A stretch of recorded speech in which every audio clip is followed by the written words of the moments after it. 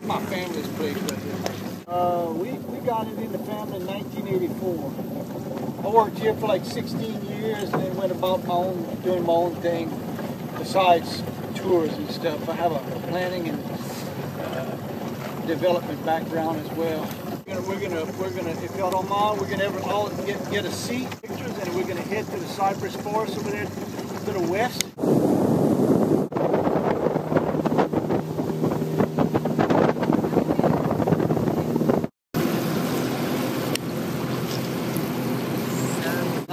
Nine children on a little floating raft house out here in the basin.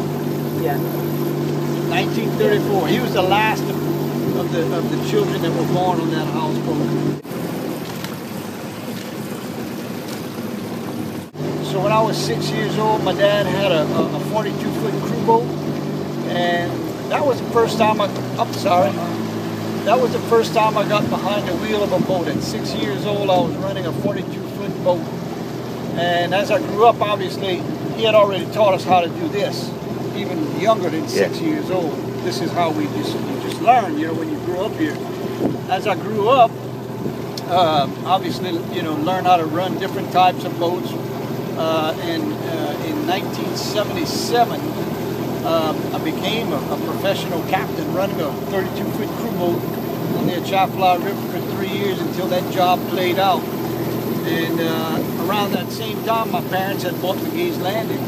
And so I came to work with them and actually became a licensed captain in 1985. That's when the Coast Guard was just getting strict on having the credentials. So I've been a licensed captain since I'm about 23, 24 years old. Now since then, of course, I've run various types of boats. I've also run airboats. The largest boats I've run were 75-foot boats on the coastal area. Large boats for the petroleum industry. So yeah, I've been through that process. The reflection in the water. Speak Cajun French, Mark. Mais quoi tu vas me dire? Je vais expliquer un petit peu pour vous autres, pour les oies et les arbres. Ça, c'est tout des cyprès ici. Okay, and Parisian French? Est-ce que vous avez une bonne visite dans la Louisiane? Très intéressant pour faire les balades sur les bayous, hein?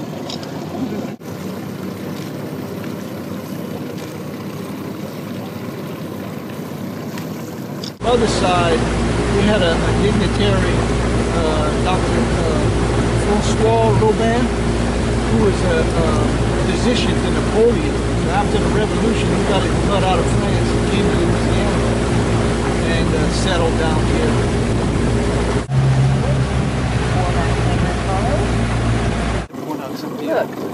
Look over there to the left. You're going to see a bunch of duck decoys, and they got a little flapper. Oh yeah. That's some duck hunters that have that set up to bring in the ducks. This, of course, is the Interstate 10 highway. Yeah. It's the Atchafalaya Swamp Freeway, they call it. It is the third longest elevated span of interstate open water in the United States. Yeah. It's 18.2 miles long. When they got ready to build it, most of the civil engineering companies in the United States didn't think it could be done because the bottom of the swamp is so soft. Yeah. These large columns, they were prefabricated on the north shore of the Lake Pontchartrain around Covington. They brought them here on barges, put them together, and drove them into the ground till they hit solid ground. They all go down as much as 150 feet in the ground. And the water's kind of high right now, so you can't see. You can see where the last two seams are cemented together. But they're hollow inside, but they're very thick. Right. So as they pile drove, they come in with these trusses, linear trusses. These also were prefabricated and brought here. I think they were prefabricated in West Texas somewhere. Now, the trusses that tie the two poles together, they actually poured the concrete in place. I remember because I was a 6-year-old kid. We were out here playing, riding our bikes.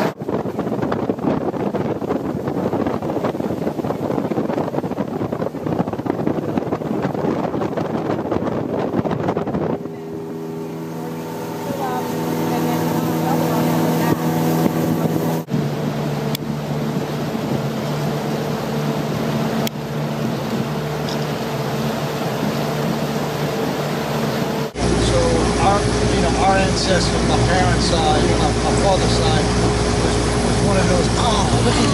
Look at him! Look at him! Oh my God! Hello! Oh my God! You're so cute! Wow!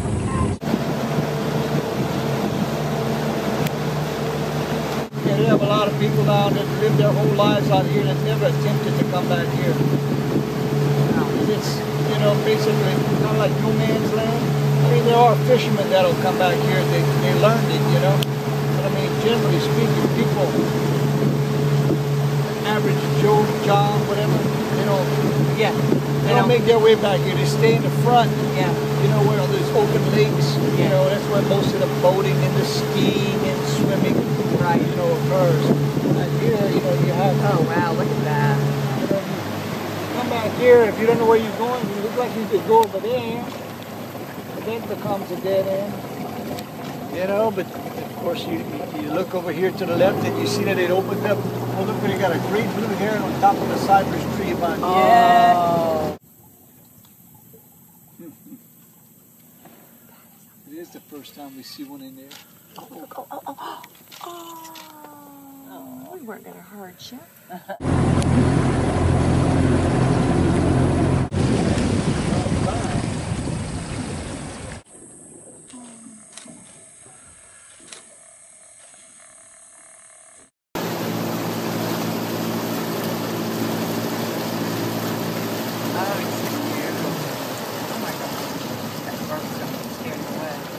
Watch it. There you go. Look at the wingspan. And fishing was a big trade here for many, many years. It still is. Crawfishing is probably one of the larger trades. Do they net them? Oh yeah. Yeah. Oh yeah. Oh yeah.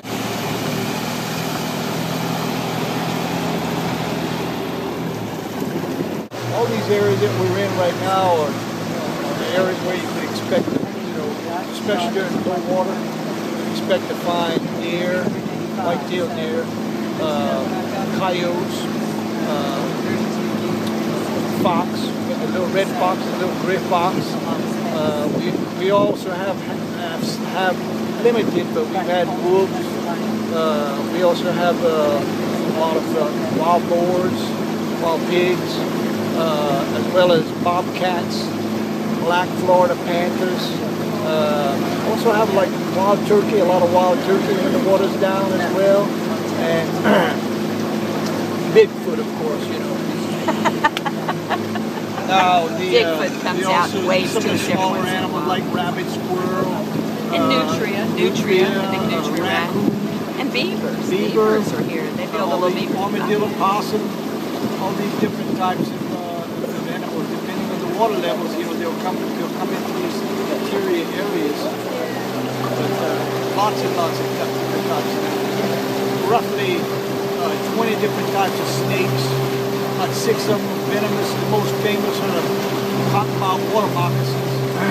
But of course, you know, you stay away from them and they stay away from you. These garfish, Cajuns call them in French, Cajun French, and poisson armé, like an army fish. Yeah. Because their scales, their scales are just like the Indians. You know, they catch the garfish. Obviously, they would eat the garfish, and then they would let the carcass dry out, and then they would take the scales and they use them for arrowheads. Legend has it that back in the days of Jean Lafitte would come up into these swamp areas back in here, and bury treasure. You know, they knew exactly where they were going, but there is big treasure buried back in these swamps, without a doubt.